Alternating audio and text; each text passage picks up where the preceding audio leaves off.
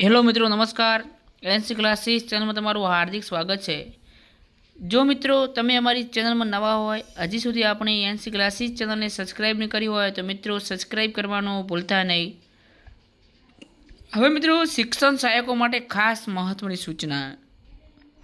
હવે મિત્રો, તાજેતરમાં જે નિમણૂકો અપાયા બાદ કેટલાક ઉમેદવારોને હાજર કરાતા ન હોવાની ફરિયાદ મળી છે. બરાબર, એમને હાજર કરાતા નથી. તો શિક્ષણ સહાયકોને હાજર ન કરનારી શાળા મંડળ સામે શિક્ષણાત્મક કાર્યવાહીના આદેશ. કે જે મંડળ છે, જે મંડળ ગ્રાન્ટેડ સ્કૂલો છે, એ ગ્રાન્ટેડ સ્કૂલની અંદર કેમ શિક્ષકોને હાજર નથી કરાતા?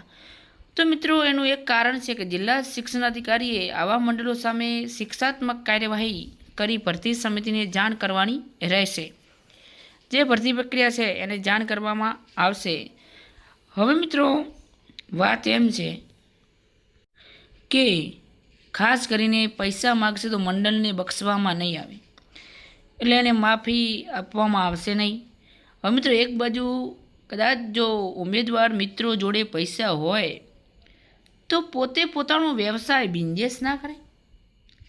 પૈસા ભરીને એક નોકરી એ પણ એક ગુલામી ખાતર કરવાની ફરી પાછી. જે મારું કહેવાનો અર્થ મિત્રો છે કે પૈસા હોય તો પોતે પોતાનો કંઈ રોજગાર ધંધો એ પણ પોતાનો પર્સનલ શરૂ ના કરે. પૈસા હોય તો તમારી જોડે નોકરી જ કેમ કરવા માટે આવે? તો મિત્રો, રાજ્ય સરકાર દ્વારા કરવામાં આવેલી ભરતીમાં જો કોઈ સંચાલક મંડળ દ્વારા ઉમેદવારને હાજર કરવા માટે પૈસાની માંગણી કરશે તો મંડળને બક્ષવામાં નહીં આવે તેવી ચીમકી રાજ્ય કક્ષાના શિક્ષણ મંત્રી દ્વારા અને જે ખાસ કરીને પ્રફુલ્લ પાનેસરિયાએ ઉચ્ચારી છે. શિક્ષકોને હાજર કરવા માટે મંડળ દ્વારા આર્થિક માંગણી કરવામાં આવે તો તે ખોટું છે. આવી ફરિયાદ આવશે તો ચોક્કસ કાર્યવાહી કરવામાં આવશે. અને ઉમેદવારોએ પણ જો પૈસાની માંગણી કરવામાં આવે તો શિક્ષણ વિભાગનો સંપર્ક કરવો તેમ મંત્રીએ જણાવ્યું છે.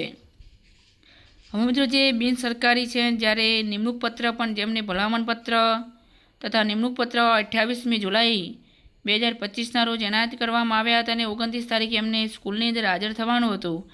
તો હાજર થયા છે, અમુક એ હાજર થવા ગયા છે, તો એમને કે આટલા અમને પૈસા આપવાના છે તમારે વળતર, બરાબર, એ પણ માગણી જે મંડળ છે એ ટ્રસ્ટે કરી છે. તો હવે એ 2024ના ઠરાવ પ્રમાણે જોવા જઈએ તો ખાસ કરીને એમને કંઈ પણ મિત્રો વાત કરી છે પણ પૈસા આપવાના થતા નથી.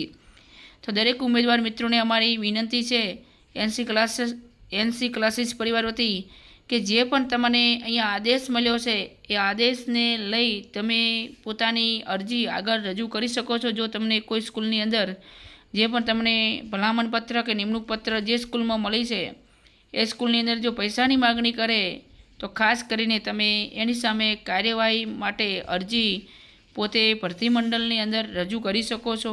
તો મિત્રો, આવી અપડેટ મેળવવા માટે અમારી ચેનલની અંદર જોડાયેલા રહેજો. લાઇક કરજો, શેર કરજો અને સબસ્ક્રાઈબ કરવાનું ભૂલતા નહીં. ફરી નેક્સ્ટ વિડીયોમાં મળીશું. જય હિન્દ, જય ભારત.